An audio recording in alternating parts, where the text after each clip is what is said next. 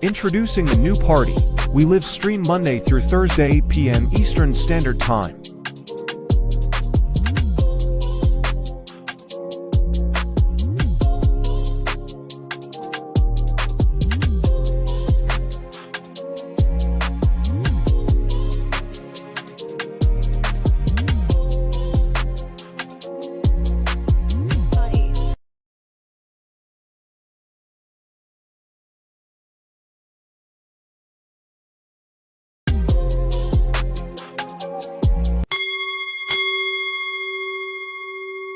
New England. And while law enforcement is not connecting the cases, people online have other ideas. Boston 25 News reporter Bob Ward joins us live in Brockton. Bob, the talk is getting loud enough for police to address these rumors.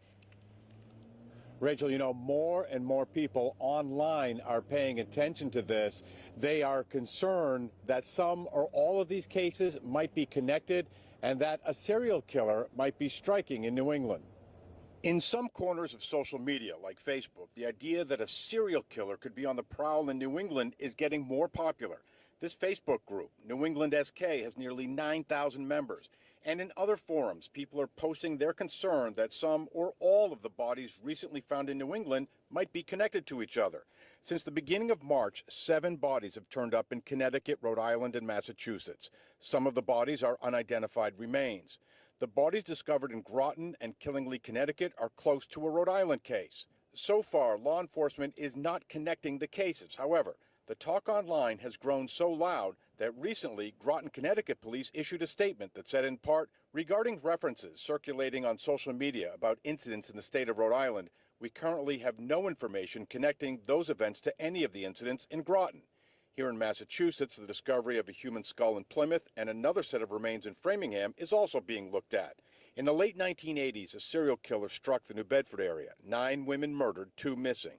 Author Maureen Boyle covered the case at the time and wrote a book about it. She is skeptical that a new serial killer might be at work right now. Just because you have bodies found in a variety of places in New England, that does not mean that there's a serial killer on the loose in the area. Boyle is concerned that online speculation can hurt people. This is not a game. These involve real people, these involve real families. This is serious business. I checked on the 2 Massachusetts cases. On that body that was found in Framingham recently, the district attorney's office is saying a case is under investigation, but it does not appear that person was a victim of foul play. Now, as for the remains of the human skull that was found in the woods of Plymouth, the Plymouth County DA's office says that case remains under investigation. Reporting live from Brockton tonight, I'm Bob Ward for your local station.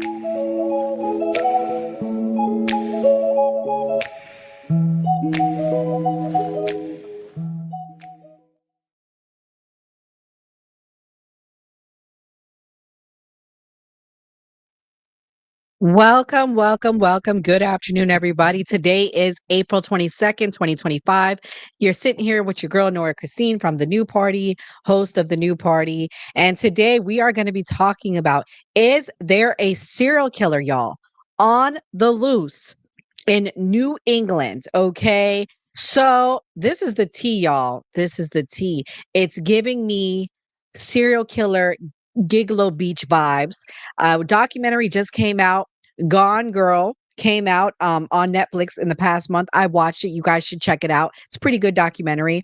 And what's interesting is it's giving me vibes of the same thing. Law enforcement denied there was a connection with the murders. Law enforcement denied, initially how Gigolo Beach started was because a young lady who was a prostitute went missing and her mother knocked on all the right doors, banged on the doors, and finally a year later, they decided to do a deep search of the beach in the area that she was lost. They found 3 bodies in that search, and then they continued to deny that she was missing, even after they found those bodies, which she wasn't in. We'll play that clip. But let me give you guys the tea right now on the serial killer potentially in New England. 7 remains, mostly women, have been found across Rhode Island, Massachusetts, and Connecticut since March 2025. Paige Fannin, 35 years old. Denise Larry, 59 years old. Michelle Romano, 56 years old, found in these areas. under Section 18 USC Federal Code 117. This fits the definition of serial killers, 3+ killings with a pattern. FBI's 2023 report confirms women are prime targets. Okay, guys? Cops claim no connection, but Gigolo Beach provided that denial only delays justice. Had they really looked for that young lady when they should have looked for her, had they really cared about those prostitutes going missing in Gigolo Beach or in the the New York tri-state area, maybe they would still be alive today. Maybe those people wouldn't have gone missing because it was like boom, boom, boom. This guy Rex, allegedly, he was a serial killer of them. And had they would have taken these people more seriously and not looked down on them, maybe we would not have had so many unalivements. Let me play this case of Gigolo Beach before I dive in even further into what's currently going on in New England. To remind everyone, this is an ongoing case. Allegedly, this has not taken trial yet because they keep trying to pin bodies on this sick guy that allegedly did this. Let me play the clip and we can talk more about it.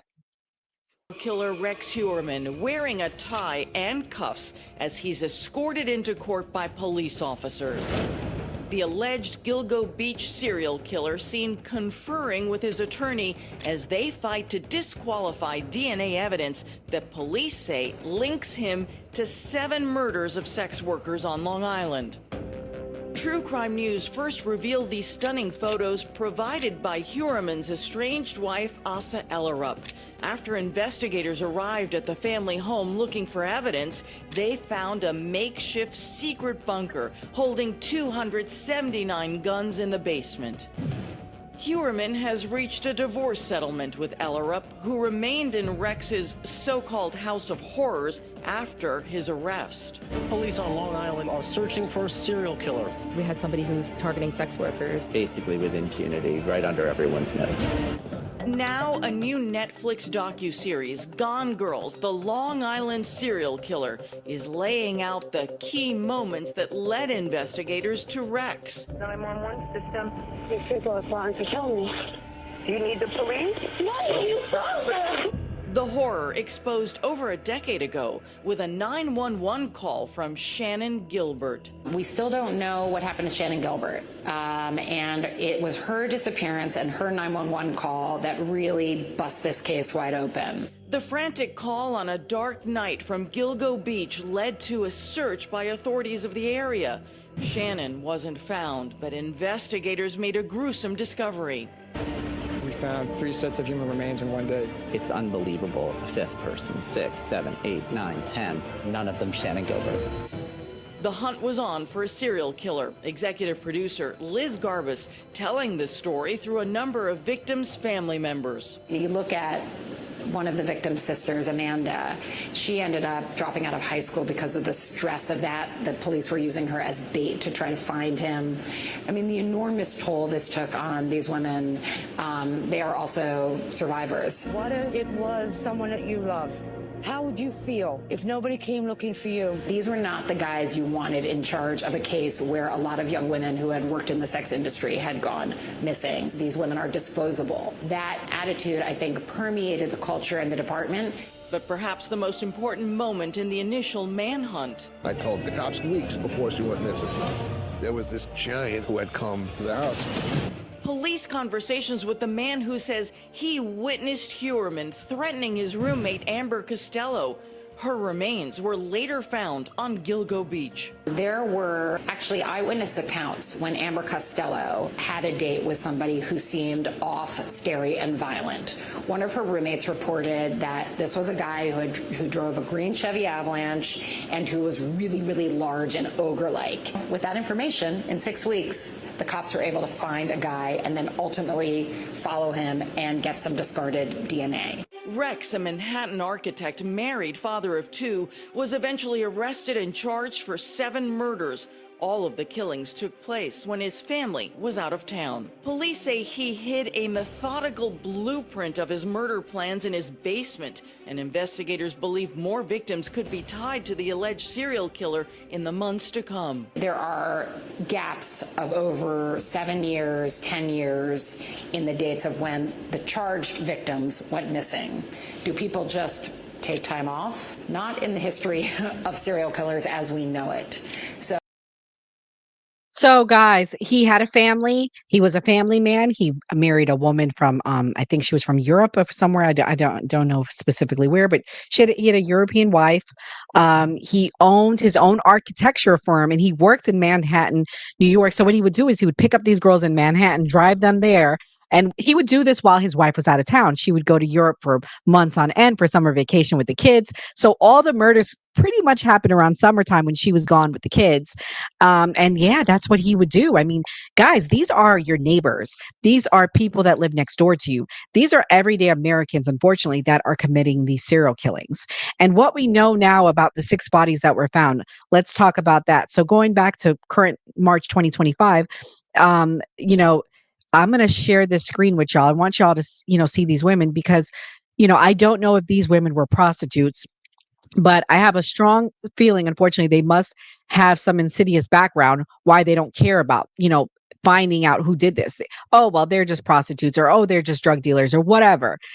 We can't throw people away because eventually it becomes, a child. It becomes, everyday Americans that are being taken. These people have to feed this sick obsession that they have.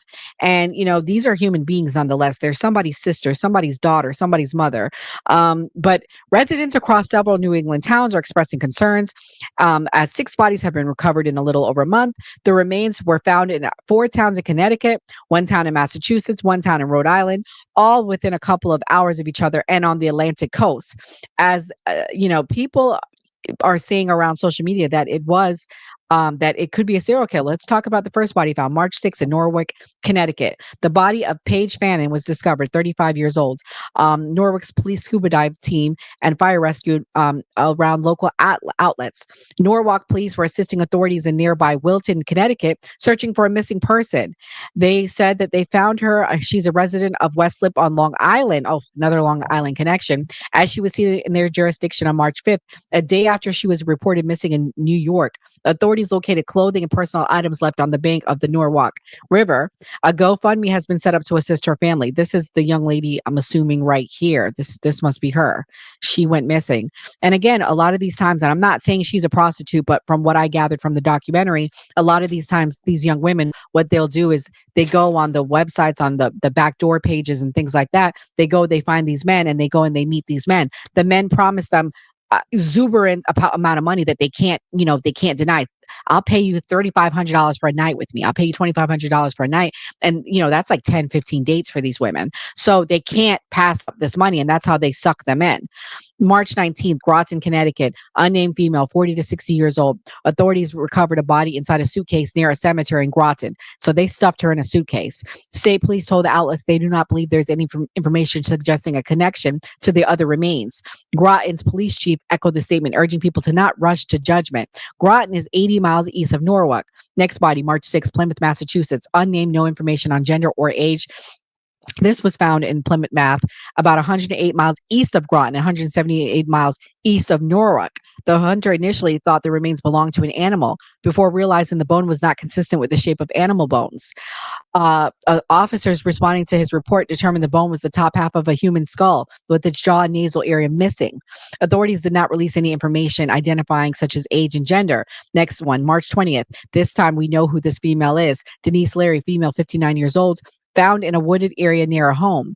The remains were in an advanced state of decay when they were found. So that means probably been there for months, maybe years. Claimed that Larry suffered from paranoid schizophrenia. Okay. This was her. I mean, she looks pretty good. This is Denise Larry. So yeah, this is her. They claim that she's schizophrenia. She looks good for somebody. She must be an old pick. March 26th, Foster, Rhode Island. Michelle Romano, female, 56 years old. 8 months after she disappeared. So this, we know it's about 8 months decomposed. Her remains were found in a wooded area, Rhode Island authorities said at the time. Investigators began working, looking into the suspicious circumstances surrounding her death. A man in the neighborhood told WJAR that his dog may have noticed the remains before they were found by the individual who reported it. I know my dog had been acting strange when he comes out here. So basically he was sniffing and so then he called it in. Foster is about 89 miles northeast of New Haven. This is her right here. And then April 9th, unnamed, no information on age or gender, early stages, they're saying, this body that they found. So pretty much, people are growing suspicious. Online sleuths are doing investigations. I'm probably going to do a part 2 to this, guys. I'll probably find the online sleuths. Let's watch another clip here before we go into the final part of this, and the forensic proof that was found about these bodies. Forensic Science Department at the University of New Haven, and I specialize in crime scene reconstruction and crime scene investigation. The first thing that strikes me as curious is the fact that 7 sets of remains have been found over the span of 2 months. That in and of itself is rather curious. It's certainly a lot to find in a little, and it's a large number of human remains to find in a short period of time. And so whether that is the product of a directed search in particular areas because there's a belief that more remains will be found, we can't know because that information is not public at this point, or whether or not there's information to suggest that there's a reason to search, or that information is not publicly available. From the information that has been made publicly available, it certainly suggests that some of the remains are skeletonized or certainly degraded to the point where there's very little available with which to make even tentative identifications, such that, there's a female between the ages of 40 or approximate age of 40 to 60. So with that wide of a range, you can only imagine in what poor condition the remains are. So that certainly suggests that even though these remains were found within the last 2 months, at least some of them have been in a state of decomposition for a period of time. Now, forensically speaking, the only way that you could say with any degree of confidence that these cases were related would be to find some kind of physical evidence that would allow you to connect a person or an object to more than one site. And I think most people would recognize that the most definitive item of evidence would be DNA. You'll find items that are likely to have human DNA on them. If we were to find the same human DNA at more than one location, does that mean that the same person is involved? Well, it really depends on how far away those scenes are from each other and where are those scenes, right? What kind of activities take place at those scenes? Are these places where prostitution occurs? Are these commuter lots? You'd have to know a little bit more about where these remains were actually recovered. So yeah, as y'all can see, they're setting up the stage. They're talking about, is it prostitution? And again, I suspect that some of these remains that are being found are prostitution related, and that's why they don't want to acknowledge them, guys. This is why they don't really want to acknowledge it. So with that being said, let me show you guys a map of this real quick. So let me share my screen. So right here, this is the map. First body, March 6th. You guys can see they're all like, even though they're not close, they're like on the coast together. March 19th, they found that one. March 21st, March 25th, April 9th, April 10th. So are they connected? I don't know. I'm not convinced that some of them are connected, but I would say at least 3 of them are. But again, this is what happens. Maybe they're not searching the area well. Maybe they need to do a better search of the area. That's what happened with the Gigolo Beach murders, guys. They're not telling you that, but that's pretty much what happened. They weren't really doing a good job searching. And that's why they were able to, there's probably more bodies that they haven't even uncovered in the Long Island area. This dude has been doing this for centuries, okay?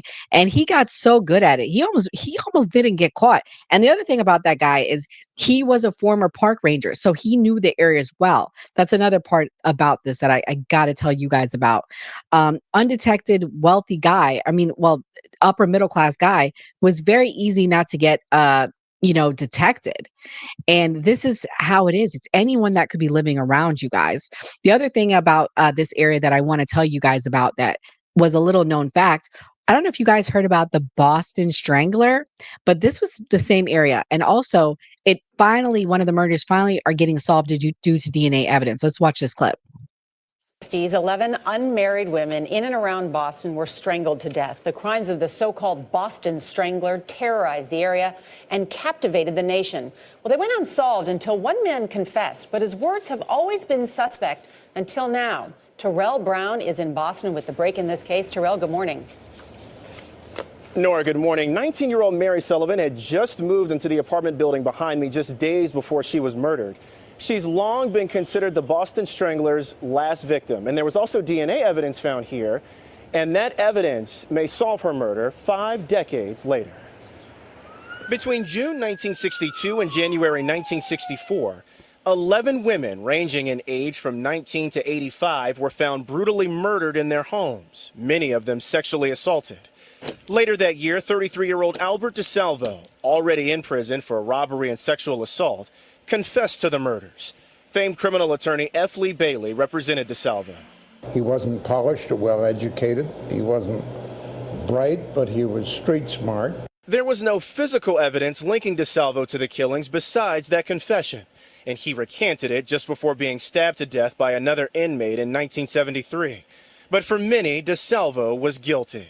Now, in most people's eyes, Albert DeSalvo has been known as the Boston Strangler, but without direct evidence linking him, questions and legitimate questions have lingered about that perpetrator. But one piece of physical evidence remains. In 1964, police found semen on a blanket where Mary Sullivan's body lay. DNA evidence was undreamt of in the 1960s.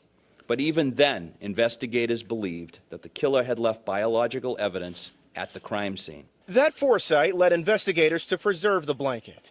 But DNA testing wasn't sophisticated enough to draw results until last year, when 2 of only 6 remaining samples were analyzed. They can do more with less of a sample, and the sensitivity and the techniques that are used today are much different than they were 10 years ago. Police secretly followed DeSalvo's nephew and grabbed a water bottle he'd thrown away. From that, a DNA match was made for the first time, confirming Albert DeSalvo as Sullivan's killer with 99.9% certainty. News that Mary Sullivan's family had waited decades to hear. I've lived with Mary's memory every day, my whole life, and it's amazing to me today to understand that people really did care about what happened to my aunt. Investigators will dig up the body of DeSalvo today to be 100% sure that he... So yeah, guys, I mean, definitely, we have advanced technology now with DNA. It's so amazing the things that DNA can do. I'm glad to hear that there's finally closure for this family and that they're finally able to say, okay, this is who did it. You know, I can only imagine how they feel, like who did this, what happened, so many missing pieces. And, you know, I'm sorry to hear that there are things like this happening still to this day, and we still don't have answer. Hi, Kelly. That we still don't have answers. So yeah, definitely going to be watching this New England killer, you know, potential serial killer out there. If you guys know of any good like videos or deep dives that people have done in the area, please send them to me. I'm going to be doing more research on this. I just had to get this story out here because the Gigolo Beach murders is, you know, definitely top of everyone's mind just because the Gone Girl documentary, it's on Netflix now. If you haven't seen it, please check it out. It's very good. But yeah, guys, I don't care if it's a prostitute. I don't care if it's a drug dealer. A life is a life, and we need to care, okay? Because we can't allow these serial sick killers to remain on the loose. Even if they're just killing prostitutes, they're still people too. So my closing thoughts is this: make sure you guys stay woke, stay paying attention. Hold police accountable. We need to hold our police accountable. They need to investigate these deaths. They need to get to the bottom of it. Because again, this is still somebody's daughter, somebody's mother, somebody's sister. Also tonight, we have a super big show. We have the viral Reverend coming on. You know, let me play this for y'all. I'm gonna play y'all a preview for tonight, okay? So we have this viral Reverend coming on, talking to us. We're gonna be talking about, are the Democrats communists?